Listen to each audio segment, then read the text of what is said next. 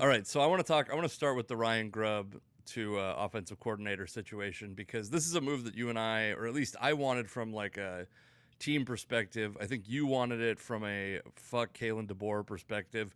One thing that's kind of funny to me, by the way, is that this has turned into people being like Ryan Grubb somehow made a decision to honor the city of Seattle and not just to like enrich his bank account, and that he somehow shares the city of Seattle's contempt for Ryan DeBoer when that's probably like one Really? his most meaningful professional mentor, probably a great friend of his, someone he'd probably go to the mat for.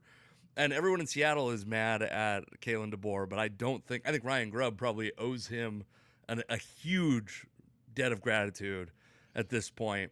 And so Yeah. he gets hired as the. And by the way, I don't even think he's officially hired, or he's certainly not officially announced as of the last time I looked.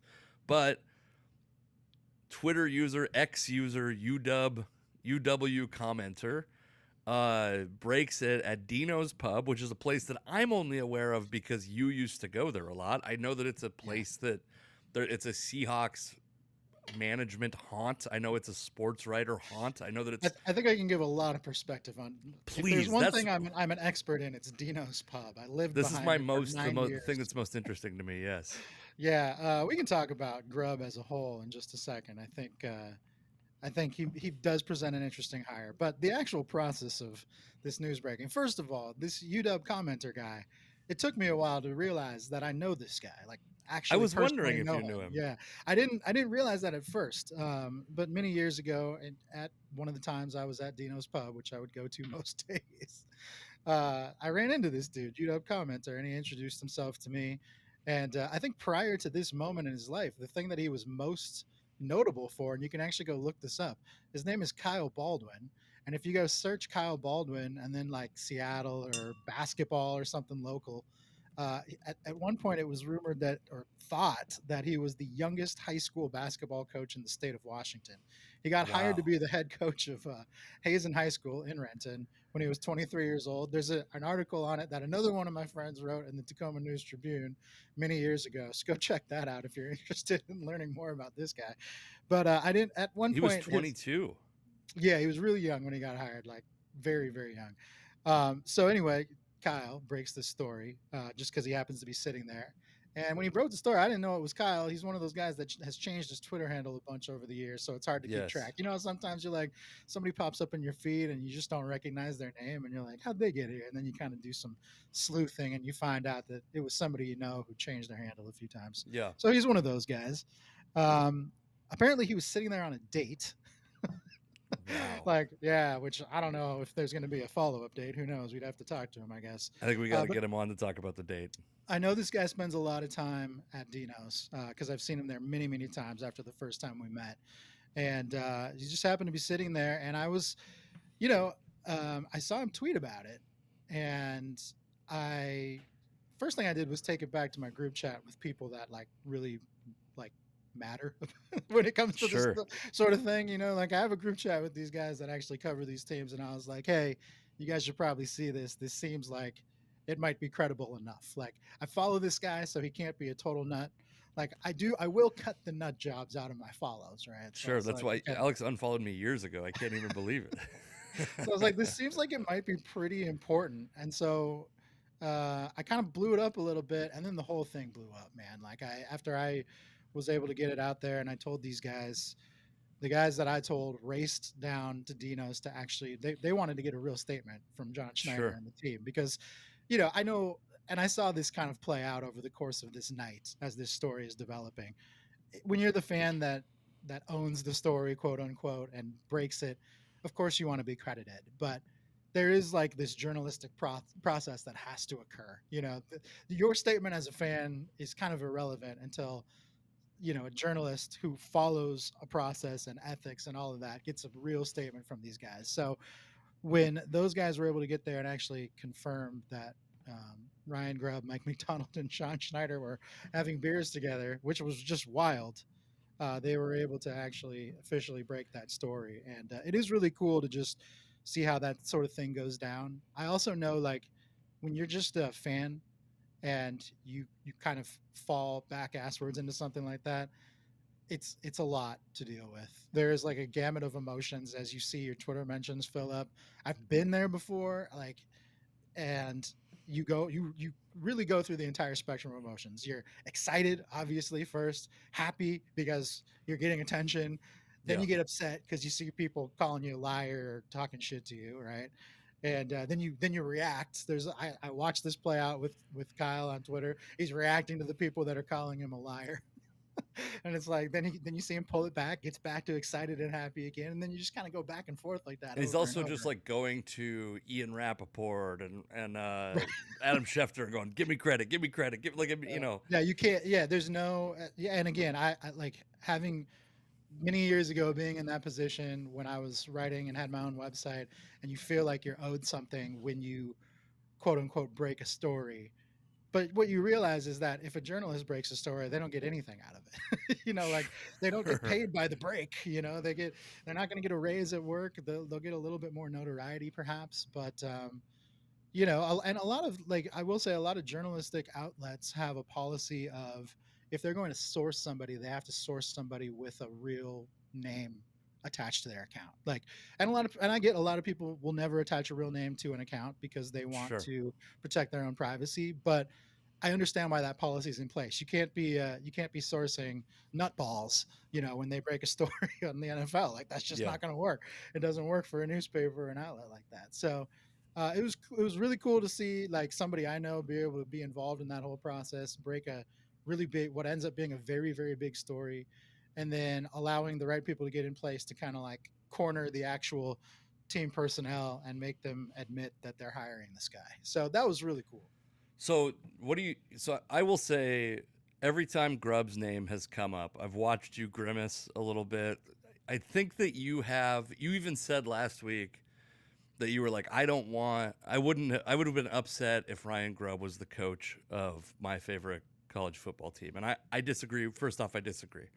But I'm curious what has caused you to feel that way, because I see this guy who's like an offensive innovator. Obviously, the NFL sees it, going to be the offensive coordinator at Alabama. Like, to a degree, there's like it's not. I think being the head coach at Washington is a significantly more prestigious gig than offensive coordinator at Alabama.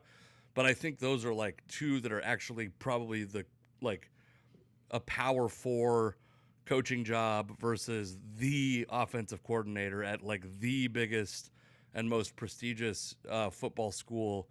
They're not that far off. I think that this guy is like, accomplished in a way that I think made him attractive to me. And also the fact that he's an innovator makes me very excited that he's the Seahawks offensive coordinator, because they've been so, I mean, it's not just Pete Carroll and through the Darrell Bevel, Brian Schottenheimer, Shane Waldron era, but it goes back to like Jim Mora and Greg Knapp, and even like the Holmgren offenses. To be honest with you, were like, remember Holmgren was like barely or never ran shotgun. Like, he was so traditional West Coast. We're like 2 decades or more into these like kind of milk toast, boring offenses.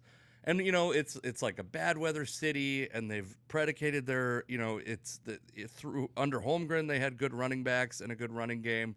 Obviously, Pete Carroll has prioritized the running game. I understand how that's beneficial in a bad weather city, but I feel like there's something you don't like about Ryan Grubb, and I want you on record. That's my new goal for 2024, is to get Alex on record with an opinion, because you have a politician's way of slipping around giving your actual opinion, and I'm trying to get you this year. Let's hammer you down. No more cowardice. Give us the real shit. I mean, I think the Ryan Grubb as head coach of UW was like not super appealing to me, but as offensive coordinator of the Seattle Seahawks, that's much more appealing. I think, you're talking about a guy in Grubb who has no head coaching experience. He's only ever worked with one head coach. I think that's a really big thing, is like, when you have these coordinators that have bounced around and worked for a number of different head coaches, they see the different ways to do things, and they know the best way to approach a multitude of scenarios, which, when you've only worked for one guy, even if that one guy is really good, you really don't have that diversity that you need to, adjust on the fly or adjust when things maybe go poorly. And, it's great that he's had success everywhere he's been, because DeBoer's had success everywhere he's been, and he's carried Grubb with him. But, as far as me going from a coordinator who's only worked for one head coach to the head coach of a major college program, that's asking a lot, man. That is a really huge leap. And I'm not saying he couldn't do it, or maybe wasn't ready for it, but it's obvious based on the direction they chose to go that they didn't feel he was ready for it. And everything that I heard was that while he's a really good coordinator, he might not have been ready to be a head coach of a program with that prestige at that moment. And I think, whether you're going from coordinator to coach or head coach at a small school to a bigger school, there's usually a path that you follow. And it would have been a pretty meteoric leap. He's already had a very meteoric rise in a short Right. time.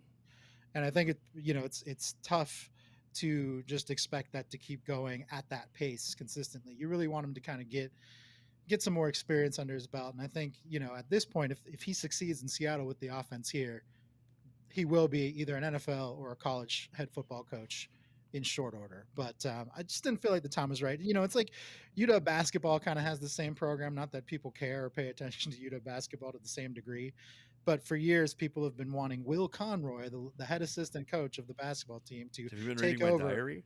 Yeah, take over for Mike Hopkins, and they want him to take over because he's a legacy. He played here, and he has no head coaching experience. He's never even coached at a small school. So to ask somebody to make that leap is very tough. It's just they just don't know what they're doing, and he's only been an assistant for like unsuccessful programs in Conroy's case. So it's very, very tough.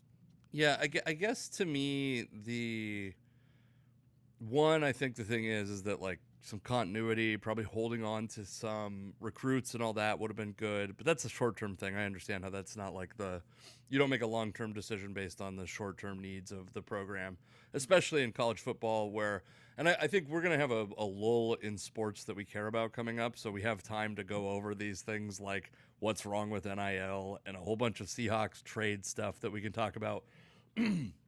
But I think that like, just because he doesn't have head coaching experience I think there's potential to be missing out on a great candidate. And I think an example is the Michigan made an internal hire, and I don't know, does Sharon Moore have head coaching experience that I'm not aware of? Yeah, Sharon Moore. He has a I know little he was bit. a He head basically coach coached part of this this year. entire season pretty much. Well, like because half of it. Come on. And But Harbaugh is got that suspended a lot.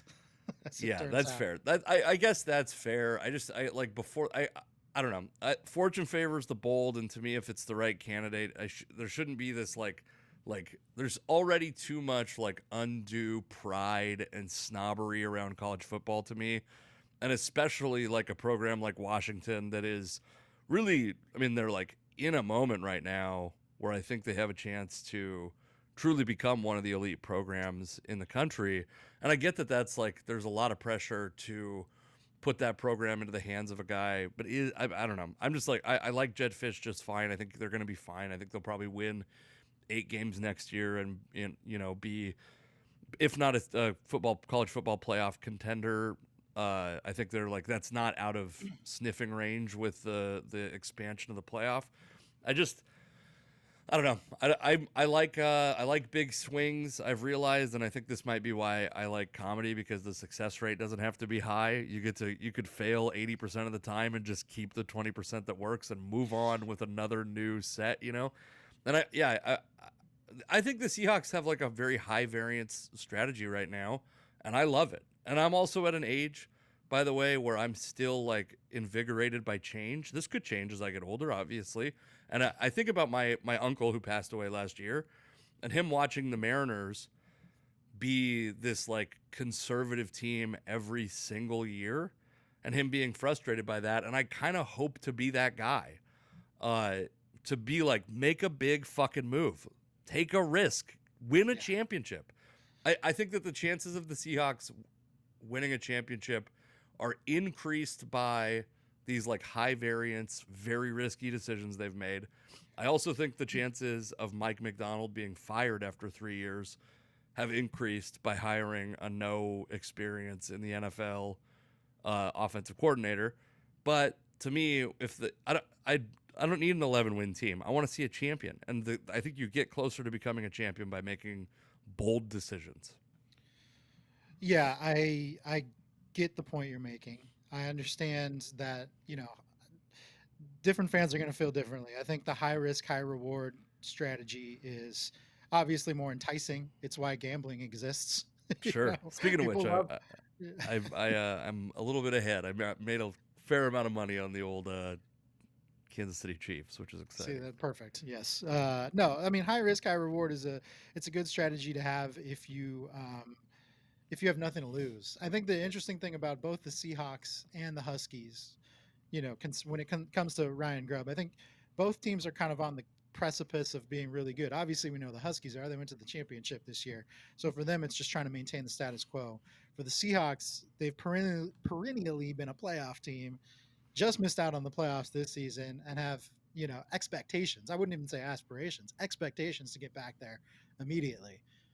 So, what Ryan Grubb brings to the table, and I think anytime you hire a coordinator, it's much easier to take those risks. If a coordinator Yeah. goes bad, you just recycle that guy and go get somebody else next year.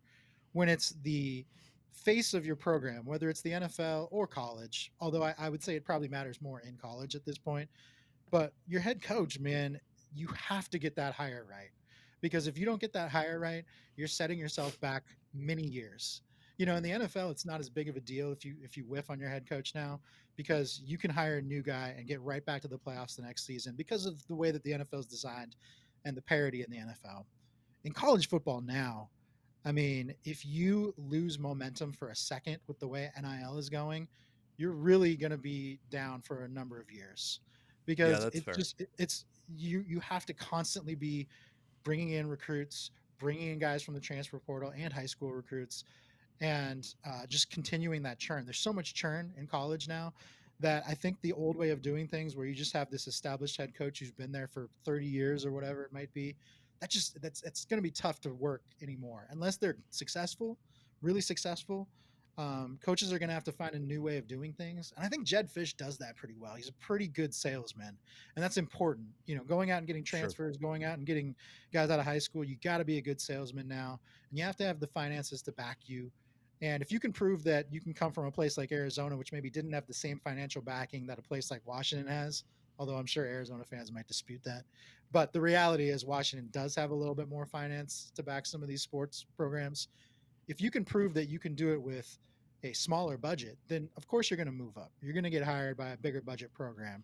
And so for college, it's like you cannot risk taking a chance on a guy like Ryan Grubb unless you know he's absolutely a great salesman and can bring a program together for years to come. Because if you think that's not the case, if you think any of those things are going to fall short, then you're potentially looking at a 5 or 10 year rebuild after things fail. It's like the same thing with Jimmy Lake. The Huskies got so lucky with Kalen DeBoer, because the way Jimmy Lake took that program, it seemed like it would be down for 5, 6, 7 years. But honestly, they got lucky by the start of the transfer portal era, because they could immediately go out and just bring people in, bring in reinforcements without having to develop high school guys over a number of years.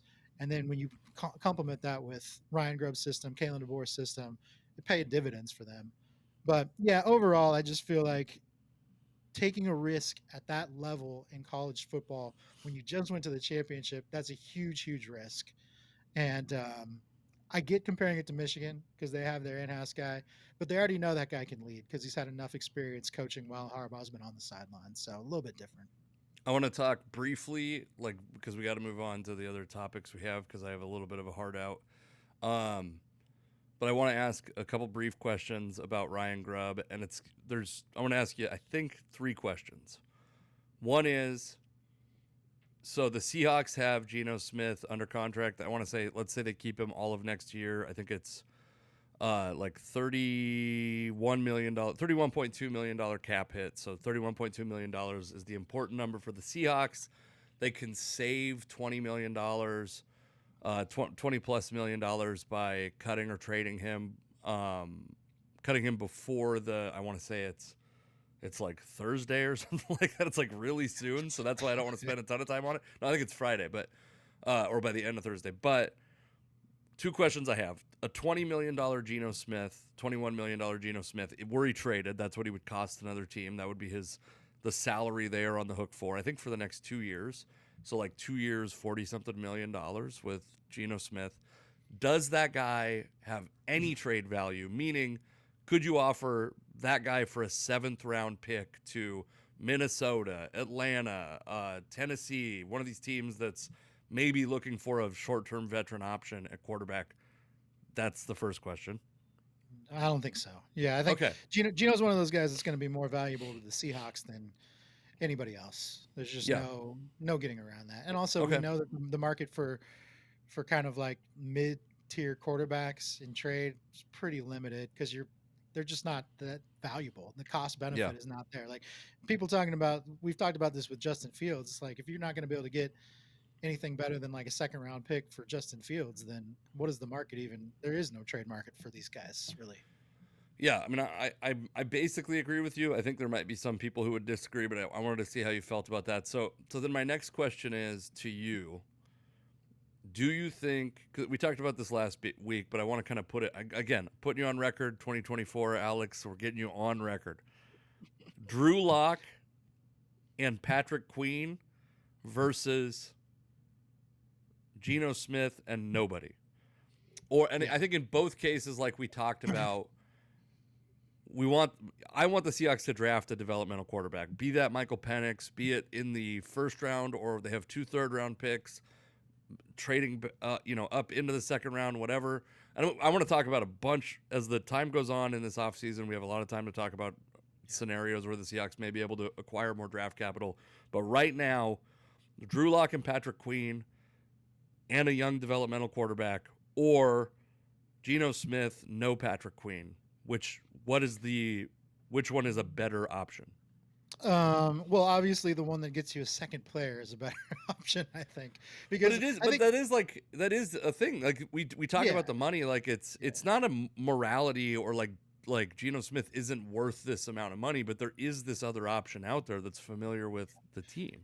yeah, I think they're gonna have to have one of those guys for sure, especially if they draft a quarterback. I mean, there's no guarantee that they might not have both those guys back next year if they Sure. opt not to draft a quarterback. They might want to invest fully in other areas, which they certainly could do through the draft. I think their Stop best trying to course of wiggle out of this, Alex. no, Stop I think trying to their best wiggle. course of action, the more I think about it, is have one of those guys as your stopgap and draft a quarterback in the second round. I don't think it's a first round There's a big quarterback. difference in those stopgaps, right? Because the Geno Smith one costs you $33 million, and there is the rollover cap issue. Like that isn't Yeah. just it's not just No, like you spend as much of your cap as you. One, I think they can win in 2024, is my yeah. opinion, and I think that the team is better set up. If and it's so then the question is does your opinion change if the second player is Jordan Brooks, Leonard Williams? Like, how far down the list of free agents do you get before you go, well, Geno Smith is worth more than? I'm basically trying to gauge what your opinion is on the gap between Drew Lock and Geno Smith and Yeah, quantify it with a player that they I don't could think acquire. yeah, I don't think it's that much, but I think the gap between them is small. The issue you have is that if you cut Geno Smith, let's say you cut Geno, you're probably not going to trade him, but let's say you cut him, all of a sudden Drew Lock has a lot of leverage. And the cost for Drew Lock probably goes up. I know Drew Lock is not a hot commodity that people are going to line up to sign, but there are still teams out there that would pay him a lot to be a backup or even potentially vie for a starting So I said quarterback job. last week, 2 years, $15 million. What Yeah, do you stand by that as he would sign that deal? I don't know. I have no idea. I don't know what Drew Lock is looking for, what's important This to him. I mean, it slimy could be. politician, Alex. Oh my God, Well, I he's mean, you hear these stories about guys who come to Seattle and like they actually want to stay here. Like this is where they right. want to play, and maybe that's the case with him, or maybe he has somebody somewhere else in mind, or maybe he has an agent that's going to drive the conversation and say, "I'm not letting you sign anywhere unless it's for the most money." We don't know that, but I do think if you're talking about saving some money by cutting Geno Smith and then having Drew Lock be the guy that is your de facto starter, unless you feel comfortable drafting a guy and starting him on day one, Sure. then you have many different options that you can play with right now. But it seems like if that domino falls where you cut Geno Smith, well, that takes a number of options off the table right away because now you're either committing to a backup type quarterback or another version, a cheaper version of Geno Smith if you were to go out and sign somebody. But because Drew Lock's a free agent and because you just don't know what he's going to I mean, I'm sure they have some idea of what he's looking for money wise, but Sure. that number can certainly change based on changing circumstances. So if you cut Geno Smith and you haven't secured something in place with Drew Lock, all of a sudden your quarterback situation gets very murky. I know we talked a little bit about this last week too. If you're Mike McDonald, I mean, you have to try and win right away. I mean, every coach wants to win right away, but to think that you have to kind of carry this momentum of what Seattle has been under Pete Carroll, which has been a destination for free agent football players when it was not previously. Like even Yeah. for as great as Holmgren was, they weren't bringing in the big name free agents. They just weren't. Like they were bringing in some guys that would help out and fill some gaps, but most of what they had was homegrown talent. And, in the Pete Carroll era, everybody wanted to come to Seattle. And you have to continue that momentum. If you lose that momentum in your first couple of years on the job, if you're Mike McDonald, all of a sudden you are fighting a big uphill battle and it might be tough to get back. So you have to kind of try to win right away. And you got to determine it's like, even if you take a big swing on one of these rookie quarterbacks, having somebody in place that you can trust is very important. I think they're Yeah. going to trust Geno Smith much more than Drew Lock. I'll But the say cost, that the cost benefit. I mean, these right. are things that you have to weigh. They've also both mentioned Schneider and McDonald have mentioned Drew Lock specifically, even though he's not under contract next year. So I'm trying to quickly pull up, and I'm not going to get to it before we need to move on. But I think 2 years 15 million is actually pretty aggressive for Drew Lock. I don't think he's going to get 2 years $15 million from anybody, Yeah, including the Seahawks. I think just like Geno, Drew Lock is a guy who's worth more to the Seahawks than any other organization in football. They seem to value him, and he hasn't shown enough for other teams to come calling for him the way that they would with like a Matt Flynn back in the day, for example. That's just not going to happen for him Right. anytime soon. So for him, it's like, hey, even if they're telling you you're our stopgap for this year, that's a pretty good audition to potentially be a starter somewhere else for years to come. So, I'm sure they'll figure it out, but my hope would be that they still draft a guy at quarterback because you can sit Yeah. him for a year. You can sit him. There's always this rush to start your rookie quarterbacks right away, and it's like sometimes it goes well, like C.J. Stroud. Sometimes it goes bad, like Bryce Young. But if you sit them for a year or two, what you might end up having is like a Patrick Mahomes situation, like when he sat behind Alex Smith. So you have that luxury to have somebody else be the starter and still draft and develop a guy this year. That seems like the most prudent route.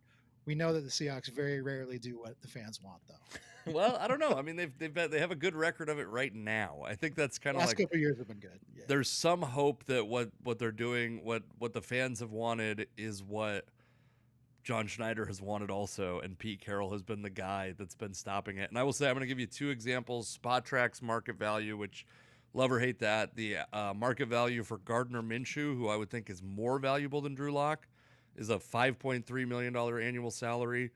Jameis Winston, who I would think is kind of in a similar category to Drew Lock, is like 2.7 million, I think it was. So yeah, I think 2 years, 15 million is aggressive, and I'm intentionally being aggressive because I don't think he's going to make more than that. I don't think Drew Lock is going to make more than that. And whoever the guy is, the marginal guy you add on defense, but a $15 million defensive player. I guess it doesn't have to be a defensive player, but I think that's where we think they need to make additions, where we think Mike McDonald will want to make additions. If it's Jordan Brooks, Patrick Queen, Leonard Williams, one of those three guys are like the most obvious. Maybe it's someone we're not talking about. To me, it seems very obvious that Geno Smith is worth less than the sum of Drew Lock plus that defensive player. So if you can do that, to me, it makes a lot of sense. And I think either scenario, draft a quarterback relatively high, take a lottery ticket and see what you got. In fact, I'm in favor of them drafting a guy in the first round that they don't plan on starting in year one, even though I think they can win now because they have the opportunity to clear up enough cap space, I think, to fill some holes on the roster. And I think they can take a pretty big risk on that personally. Should we move on now? Because we're not like out of time, but we're closer and closer to being out of time. Let's talk about the Super Bowl. Let's do it. Yes, it was. I was just there for Usher. Did not disappoint. I will say, what an interesting thing about Usher's performance is it's the first time in years I've been certain someone wasn't lip syncing. But the reason I was certain he wasn't lip syncing is because at the beginning, the singing and dancing combination was not going well. Yeah, I mean, respect to Usher. He is out to be a performer. I mean, Yeah. you don't usually see a guy dancing that hard while also singing because it's very taxing. It's very, Yes. and I Well, and he appreciate that. didn't hide the tax. Let's just And say yeah, that. I appreciate that he was as sweaty as he was because as Yeah. somebody who sweats a lot myself, thank you, Usher. Thank you for shining a spotlight on our pain. I also thought it was interesting that the world, like maybe it's the world of white people, just rediscovered Alicia Keys. Like Alicia Keys. By the way, Alicia Keys looks exactly the same as she did. Like the tremendous looking lady. But also like easily I thought that like the most talented person on that stage, and a person who you're like, thank you for not having her lip sync because she sounded incredible. And go Also ahead. ludicrous. Ludacris was great. Ludacris was actually He Ludacris nailed was his one great. verse. Yeah. Yeah, Lil Jon was great. I do think I'm a little bit I'm over the like strip club version of songs where it's like we're gonna cut two out of the four verses of this song. Yeah, you kind of have to do that. Every Super Bowl halftime performance is like that. I know, and I hate it. That's what I'm it's the saying. Instagram Reels version of music. It's just like Yeah. snippet here, snippet there. You got to piece it all together. I was very surprised. I don't know if you were surprised by this as well. Oh, it Friend of looks the like podcast, Frank Castro. The Seahawks just officially announced Grubb. okay, Also, by the foregone way, conclusion. 2 weeks from now, Tony Daniel headlining on the 24th of February at Bickerson's Brewhouse, and then I rescheduled my Bickerson's Brewhouse date to April 6th in Ballard because my wife was like ready to throw me off of a roof if I did as much comedy as I have scheduled. So, especially days away from home. Anyway,